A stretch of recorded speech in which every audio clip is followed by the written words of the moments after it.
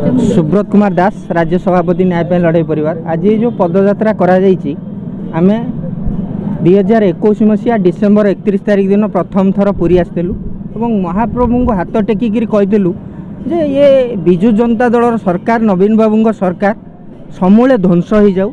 आज से सत प्रमाणित होती कारण ये आम ओडिशा राज्यर जो पीड़ित परिवार माने वर्ष वर्ष धरिक न्याय पाई संग्राम करी आसुचु जे कौन सी पीड़ित परिवार आज पर्यंत न्याय पाइले नहीं।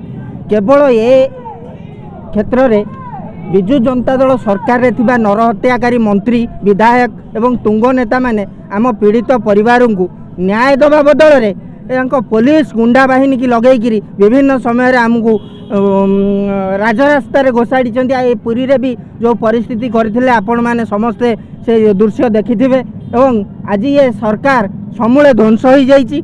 ए सरकार को ये ओडिशार जनसाधारण माने उठेकरी फोपाड़ी देइचंती। ए आमर आज सत्यर जय होइछि एवं ओडिशावासी को आमे आपणको माध्यम रे धन्यवाद देबु जे नरहत्याकारी नरपिशाच सरकार को समूले ध्वंस कर देइचंती एवं आमे पीड़ित परिवार माने ये जो नूतन सरकार गठन होबाकू जाउछि समस्ते अनुरोध करिवु जे नूतन सरकार गोटे टीम गठन करी गोटे स्पेशल टीम गठन करी आम पीड़ित मान को न्याय देवे। कारण आम ओडिशा राज्यर सबुठारु बहुचर्चित केस परी केस देखंतु पीयू केस देखंतु महंगा केस देखंतु सबु केस रे आम न्याय पाई वर्ष वर्ष धरी संग्राम करुचु। आम आशा रखिबु ये महाप्रभु जगन्नाथ हाथ टेकिकी आज आम कहीकि जाऊँ ये विजु जनता दल सरकार आमको न्याय देनी तार जो नरहत्याकारी विधायक मंत्री मान अच्छा से निहाती भाव में गिरफ हेबे एवं फांसी दंडे दंडित हेबे।